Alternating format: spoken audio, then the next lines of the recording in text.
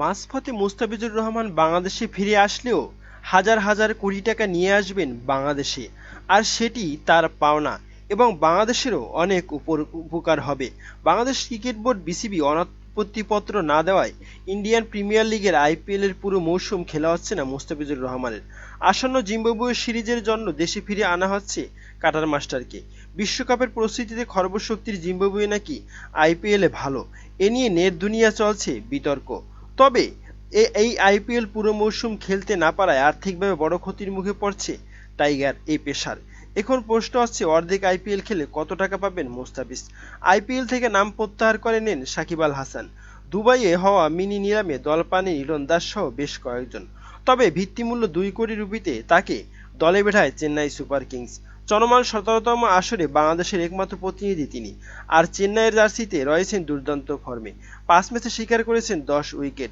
সর্বমোট উইকেট শিকারীর তালিকায় আছেন কাটার মাস্টার 3 নম্বরে 11 উইকেট নিয়ে। এমন দুর্দান্ত পারফরম্যান্সের পরও বাঁহাতি টাইগার পেসারকে ফিরতে হচ্ছে দেশে। আগামী 1 মে পর্যন্ত তাকে আইপিএল খেলার অনুমতি দিয়েছে বিসিবি। তাকে দ্রুত ফেরানোর উদ্দেশ্য হচ্ছে ঘরের মাঠে আসন্ন জিম্বাবুয়ের বিপক্ষে টি-20 সিরিজ।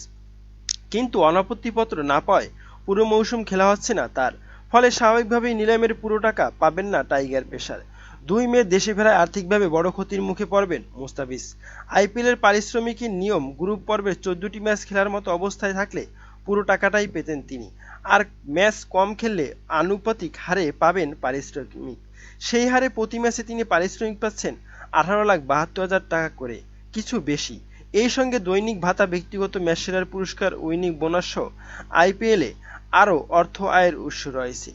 1 মে বিসিবির কাছ থেকে অনাপত্তিপত্র পেয়েছেন টাইগার পেসার, ফলে গ্রুপ পর্বের শেষ 4 ম্যাচ খেলতে পারবেন না তিনি।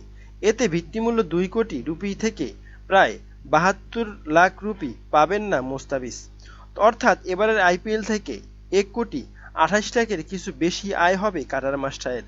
আর এই সময়টা জিম্বাবুয়ের বিপক্ষে সিরিজের 5 ম্যাচ খেললে তার আয় হবে 12,50,000 টাকা, যা আইপিএল এর 1 ম্যাচের চেয়ে অনেক কম। প্রিয় দর্শক, মুস্তাফিজুর রহমানের এই আর্থিক ক্ষতি দায়ভার কে নেবে, এবং আইপিএল থেকে কি জিম্বাবুয়ের সাথে সিরিজ খেলাটাই বেশি ভালো হবে বাংলাদেশের জন্য এবং বিসিবির জন্য এবং মুস্তাফিজের জন্য? এ বিষয়ে আপনার মতামত কি জানাতে পারেন কমেন্ট করে কমেন্ট বক্সে।